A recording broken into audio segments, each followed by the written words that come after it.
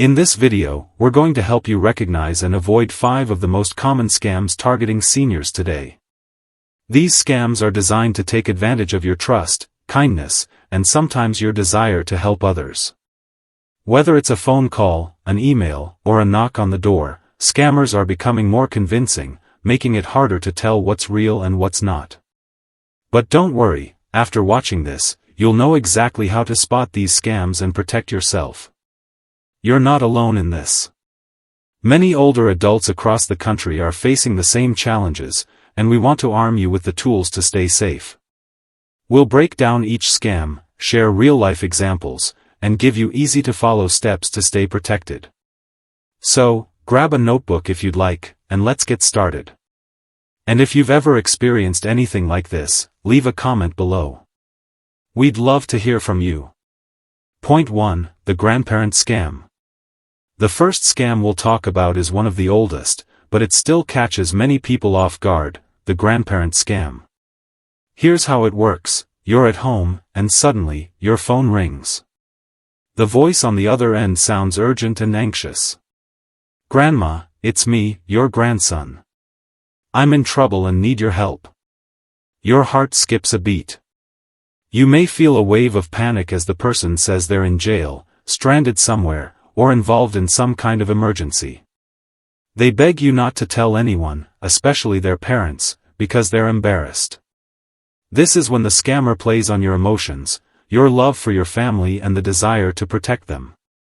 They may ask you to send money quickly, sometimes even for a specific amount, like $2,000. You're in a rush, and you don't want to waste any time. So, you act fast and share your credit card details or wire the money to help. But the truth is, this isn't your grandchild. It's a scammer who has studied how to make you feel worried, scared, and rushed. Take the example of Mary, a woman who received a call from someone claiming to be her grandson. He said he'd been in a car accident and needed $2,000 to pay for damages. Mary, in a panic, sent the money right away. Later, she learned her grandson was safe at home and had no idea about the call. Mary didn't just lose money, she felt deeply betrayed, realizing her emotions were used against her. How do you protect yourself from this scam? First, remember to slow down. Scammers want you to act without thinking. If someone claims to be a relative in trouble, don't be afraid to ask specific questions only a true family member would know, like the name of a childhood pet or a family memory. It's better to hang up and call your relative directly using a trusted phone number. Never, ever share money or personal information without verifying first. And remember, keep your family's details private, especially on social media. Scammers love to use publicly available information to make their scams more believable. Point 2. Fake charities. Next, let's talk about another common scam that preys on your generosity: fake charities. You've likely received calls or emails asking for donations to help victims of natural disasters, support veterans, or fund medical research. The cause sounds noble, and with a kind heart, you may feel compelled to help. But some of these charities are just a front to steal your money. Scammers are very clever when creating fake charities. They often use names that are similar to well-known organizations, making it hard to tell them apart. They may also create a sense of urgency, saying things like, "We're helping rebuild homes after a hurricane. Every dollar counts. Can you donate $50 today?" You want to help, so you may donate, believing it's going to a good cause. But when you later look up the charity, you realize it doesn't exist. Take John, for example. He received a call from a charity claiming to support veterans. The person on the phone seemed professional, and John even received brochures in the mail that looked legitimate. He donated $200 to the charity, only to find out it was a scam. The organization wasn't registered, and his money was gone. How do you avoid falling for this scam? First, do a bit of detective work before donating.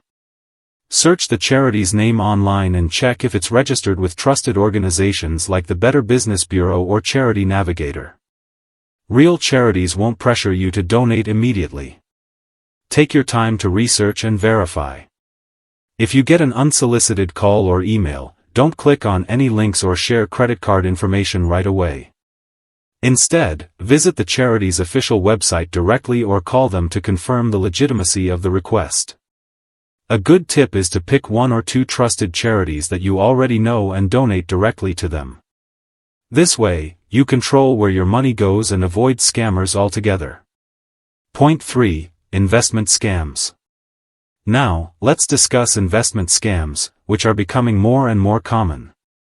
These scams promise big returns on investments, often claiming that you can double or triple your money in a short period of time. Point 4. Tech support scams. Next up, we have tech support scams, which have become quite common, especially as we all rely more on technology. These scams often involve pop-up messages or phone calls claiming that your computer is infected with a virus or in some kind of danger. They may ask you to call a number or grant them remote access to fix the issue. The problem is, once they have access to your computer, they don't fix anything. Instead, they may install malware, steal personal information, or even lock your computer and demand payment to unlock it. Imagine this: you're sitting at your computer, and suddenly a pop-up appears saying your system is infected with a virus. The message looks official, with logos from trusted companies like Microsoft or Apple. The pop-up urges you to call a number for immediate help. You call the number, and the person on the other end sounds professional and convincing. They ask for remote access to fix the issue, and you agree, thinking they're helping you. But once they're in, they may steal your passwords, bank details, or even lock your computer, demanding a ransom. This happened to Lon, a woman who received a call claiming her computer was under attack by hackers. The scammer guided her to download software to protect her system, but the software turned out to be spyware. Within days, her online bank account was almost drained.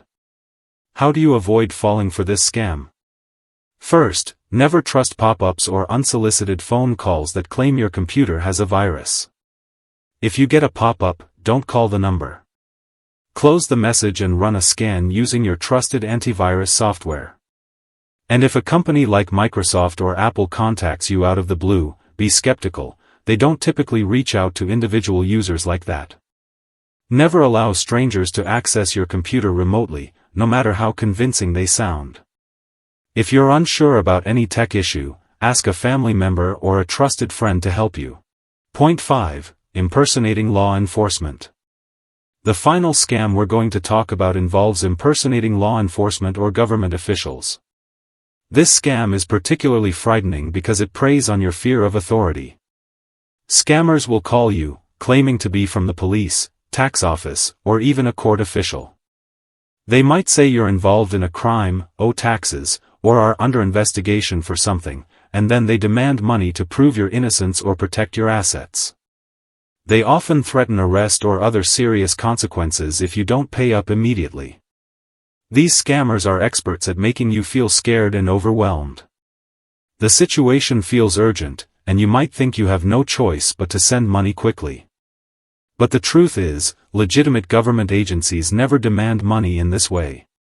They won't threaten you over the phone or demand payment to avoid arrest. For example, many people have received calls claiming to be from the IRS, saying they owe back taxes and that the authorities will come to arrest them if they don't pay immediately. The scammers may even provide a badge number or other fake credentials to make the call seem real. The pressure to act fast is intense, and often, people send thousands of dollars in an attempt to avoid trouble. How do you protect yourself from this scam? First, know that real government agencies, like the IRS or local law enforcement, will never demand money over the phone. If you get a call like this, hang up calmly. Don't engage with the scammer. Then, contact the agency directly using the official phone number listed on their website. If it's truly important, they will have sent you a letter or contacted you through official channels. Never give out personal information, account numbers, or make payments based on unsolicited calls. Always verify the legitimacy of any claim before responding. And remember, these scammers rely on your fear to manipulate you, taking a deep breath and thinking carefully before reacting can protect you from making a hasty decision. Point 6. Email or text message scams. Another common scam targeting older adults involves email or text message scams. These scams typically promise something too good to be true, such as winning a large sum of money, inheriting a fortune, or receiving a free gift. The scammer asks for personal information or bank details to claim the prize or to transfer the funds. You may get an email saying, "Congratulations, you've won a lottery. To claim your prize, click the link below and provide your bank account number." Or perhaps you receive a text message saying you've inherited money from a distant relative and just need to confirm your information to receive it. While these messages may sound exciting, the reality is, nobody gives away money for free, and these messages are a trap designed to steal your personal information. For instance, Susan received an email claiming she'd won $5,000 in a lottery she never entered. It looked official, complete with a professional logo and everything.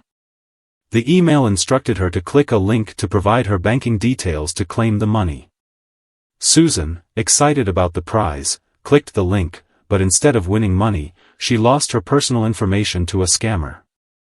How can you avoid falling for email or text scams? First, never click on links in unsolicited messages. If the message is from your bank, always go to their official website by typing the address in your browser. Don't click the link provided. If you receive an email about winning a prize or inheritance from someone you don't know, it's likely a scam. The best thing to do is delete the message and move on. Another great way to protect yourself is to use strong, unique passwords for your online accounts and enable two-factor authentication when possible. This adds an extra layer of security to your accounts, making it harder for scammers to access your information even if they manage to trick you into sharing your password. Point 7. Sweepstakes and Prize Scams. Another scam that is commonly targeted at older adults is the sweepstakes and prize scam. These scams promise large prizes, such as cash, cars, or vacations, but in order to claim the prize, they ask for personal information or a fee to process your win. They may send you a letter or an email saying you've won a lottery or a prize, but first, they request you to pay a processing fee or provide sensitive details like your social security number, bank account information, or credit card details. These scammers are experts at creating official-looking documents, and they often claim that you need to act fast to claim your prize. Their goal is to pressure you into paying or sharing your information before you have time to think. Take the example of Harold, who received a letter claiming he won a vacation package, but he needed to pay a tax before it could be finalized.